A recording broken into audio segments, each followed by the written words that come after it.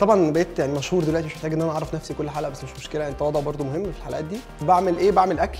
لو شفتوا الحلقات اللي فاتت برضو عارفين قد ايه الوصفات ناجحه وبيجي لنا فيدباك، يعني الناس هتموت وتقول لي الوصفه دي انا جربتها وعملت عزومه ونجحت جدا. فالنهارده هنجرب حاجه بقى بسيطه، يعني المره دي هنجرب حاجه ما فيهاش بقى اعجاز، يعني بوريتو، اكله مكسيكي من ايام بقى كانت بتتعمل ايام تجار المخدرات، كانوا بيتاجروا في المخدرات ويروحوا ياكلوا ايه؟ بوريتو. البوريتو سهل، هو عباره عن فراخ في عيش، بس طبعا مش هنحط فراخ نيه، الفراخ لازم نتبلها ونسويها. ففي طريقه سهله لفتح العلبه اللي هي ان احنا نفتحها كده، في طريقه صعبه انا مش هستخدمها لان انا مكسل دلوقتي، فهنفتحها بالطريقه السهله. وجبت باسكت جديد بقى برمي فيه الحاجه، عشان الناس اللي فاكره برمي على الارض، لا مش برمي على الارض. ادي الفرخه. طبعا نشم الفراخ عشان ايه؟ نتاكد من جودتها. هنقطعها ولا لا بتهيألي الفراخ لازم تتقطع. نقطعها بعد ما نطبخها طبعا. فدي ايه؟ هنحط قطعتين فراخ عشان برضو ايه؟ تبقى حاجه كده، اكله خفيفه، اكله لطيفه. نتبلها بالتوابل طبعا، يعني اي توابل عندكم في البيت حطوها بقى، في بواقي فار اصطادتوه في المصيده حط، الحاجات دي ما بتخسرش، بتنفع طبعا. الطعم مش عارف حطيت ايه، يا لهوي دي قرفه. توابل كتير، حط توابل قد ما تقدر، ما بتخسرش. تعامل معاها كانها ايه؟ ده ملح. خلاص اتعلمنا ازاي نفتحه. باين الثقه في الاداء وانا بحط الملح طبعا، باين، مش محتاج اي اراء، يعني انا راجل متمكن دلوقتي. ده فلفل اسود ده ولا ايه؟ نفترض انه فلفل اسود، مش هقول لا. بعد كده بتبقى الايه؟ الفراخ متبله وجاهزه. نقعد طبعا نعملهم بطريقه اللي هي بتاعت الشيفات دي. هو الشيف عموما هو اتيتيود، يعني الشيف التركي ده مشهور بيعمل يقعد يعمل كده ولا حاجه، مفيش حد ده اكله. الناس مشاهير هم اللي بيدوقوا اكله عشان اكيد اكله غالي، بس يعني هو اتيتيود. سيبنا من الحوارات، مش هنقعد نخش في حوارات عشان انا سهله ايه اتسحل في حوار. الفراخ اتبلت وجاهزه، العين جاهزه. المره دي احنا سابقين التطور باين. هنحط زبده. فين الزبده؟ هنحط زيت. الزبده مش صحيه، فهنجرب نحط ايه؟ طبعا بنسبه مش كتير عشان الصحه. نستنى الزيت يسخن. طبعا في الوقت ده ممكن احكي لكم حكايه، بس انا يعني مش قادر. يا البوريتو ده اكلته مره في برشلونه. طبعا انتوا حاسين انتوا مع شريف فايد، بس هو في الحقيقه يعني انا بني ادم صعلوك جدا، بسافر اقعد في هوستلز، بس يعني الحمد لله بسافر يعني، بس ما برجعش اقول لحد سافر انت بالشجره. البوريتو ده اكلته مره في برشلونه في مطعم كان فشيخ، بس برشلونه اصلا المدينه كلها شبه بعض، كل شوارع شبه بعض. حاولت اروح المطعم ده تاني ما عرفتش، رحت مطعم تاني مكسيكي كلت، كان بوريتو زي الخرا. طبعا قصه ممله بس مش مشكله، يعني هو الزيت يعني احنا قاعدين مستنيين زيت، مش مستنيين يعني الملكه اليزابيث تيجي. السوق ده لحظه تامل وسمع، تسمع صوت الزيت وهو ايه؟ بيستوي بالراحه.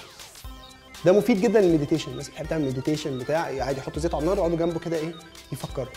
مش مشكله، الزيت الكتير مش بيضر، عادي ممكن نقلي فيه طعميه بعد البوريتو، مفيش اي مشكله. بطاطس محمره للاولاد ان كيس الولاد ما شبعوش من البوريتو، انما هيقول لك بوريتو ايه يا بابا؟ معلش يعني بوريتو ايه يا ماما؟ اخدت بالك كده بقول بوريتو ايه يا بابا؟ معناها ان المطبخ مش الستات، يعني في حته كده اللي هو ايه؟ مساواه سطل. طبعا داريتها بان انا قلتها في الاخر، بس مش مشكله، في مساواه في القصه. فالمهم البوريتو لو باظ تقلي فيها بطاطس محمره. دلوقتي مفيش مساحه البطاطس المحمره، يا دوب يكفي البوريتو. نعرف منين الزيت جاهز ولا لا؟ لسه مش جاهز. الزيت بيقول ايه؟ لسه. لا بيقول قشطه ممكن. يلا بينا. الفراخ دلوقتي صوت الزيت بيقول ايه؟ انا بسويها. اهم حاجه في المطبخ انك تتكلم مع الوصفه، ما يعني انت مش موجود هنا عشان تعمل وصفه للناس تقعد تتكلم، انت بتتكلم مع الاكل، انت بتحس الاكل. المهم بقى عشان الحركه دي انا جيت لحد هنا، فكان نفسي اعملها من زمان. انا حاسس انها هتطلع حلوه المره دي، حاسس ان كل الاخفاقات اللي فاتت هتنجح ان شاء الله المره دي. بس بص الفراخ، الفرخه بتتكلم. طبعا هي حزينه ماتت واتذبحت، بس يعني هي بتتكلم بتقول ايه؟ انا سعيده ان انا هاجي في معده الناس الجميله اللي بتتفرج على البرنامج ده. البرنامج طبعا بتاع الشيف حلمي، حاجه كده اللي هو شابو يوسف الشريف. مزيكا مسليه برضه، ممكن تشغل مزيكا في المطبخ.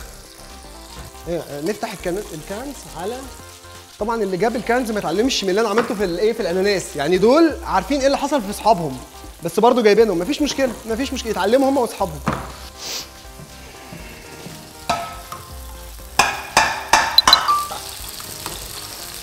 تبقى مزيته قوي، هتجيب تصلب في الشرايين، بس هتبقى طعمها هيجنن، هيبقى اخر تصلب في الشرايين هيجيلكم، بس هيبقى ايه؟ عادي الطاسه دي ممكن نستخدمها. خلاص بقى، هي بتزعق ليه الفراخ دي؟ بنعرف منين انها استوت؟ ده سؤال بيجي لي كتير قوي على الانبوكس. حط السكينه كده في نصها. فالمهم نرجع للبلاك بينز، نزود بلاك بينز دي بقى ليها قصص كتير مسليه، بس مش قادر احكي برضه، احكيها الحلقه الجايه. يعني نستنى نسمع الحلقه الجايه. ده ايه بقى؟ ده حبات الذره. انا قلت لكم محتاجين شنيور، يعني الحاجات دي محتاجه عادي. دي بنسميها نظريه النافوره، او ممكن نخلص الميه من فوق.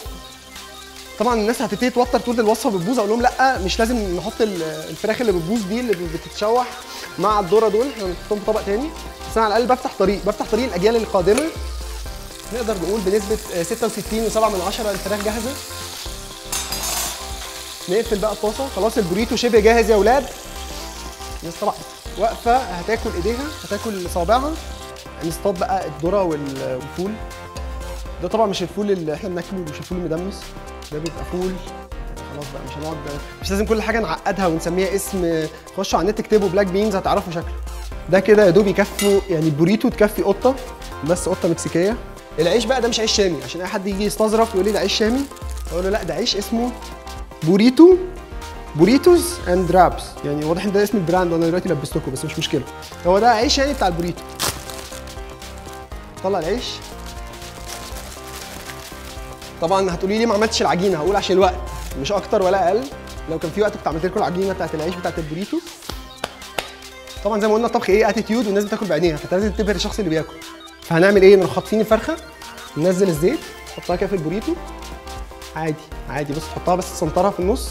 حط شويه ايه بلاك بينز. لا انت بس عشان من عندك الكاميرا مش بتبين، الكاميرا بتزود 3 كيلو. بتلفوا طبعا ايه بقى؟ الجبنه والصوص ده اهم حاجات. فين الصوص؟ فين الجبنه؟ الجبنه طبعا يستحسن ان احنا نحطها، واحنا الفراخ لسه ايه سخنه. اللي بيقول لك محروقه ورا ده ما تسمعلوش. لو حد وانت بتطبخ حاول يحبطك اجري ورا ايه حلمك، فتحطها كده وهي ايه والفرخه لسه طالعه من الزيت، هي اصلا تحطها تلاقي الفراخ ايه الجبنه نازله سايحه على طول. فاهم؟ بص طبعا اهم حاجه الايه الاتيتيود. وعايزين تحطوا صوص بقى حطوا صوص فيه كاتشب مايونيز مش عارف مستردة، ممكن نحط كاتشب ما يضرش. انا الصراحه بحب الكاتشب من وانا صغير، كانوا مسميني احمد كاتشب. كنت اي اكل لازم احط عليه كاتشب. طبعا ما تحطش كتير عشان ما يبقاش طعمه ايه تحس اكل امريكاني، دي اكله مكسيكي. هما الاثنين في نفس القاره بس دلوقتي قافشين على بعض، يقول لك هنبني حيطه والتانيين يقول لك لا هنسرق الحيطه وحوارات كده. احنا مالناش دعوه بيها، احنا لازم تاكل، ما بنتكلمش في ايه في الحوارات دي. خبز البوريتو ناجح جدا، ولو دقناه والله يعدي. هنفضل ايه والله اخرها بطاطس. انا طبعا مش متحمس بس اعتبرني راجل بتاع الكبده يعني اعمل لك سندوتش عشان ايدي ملغوصه.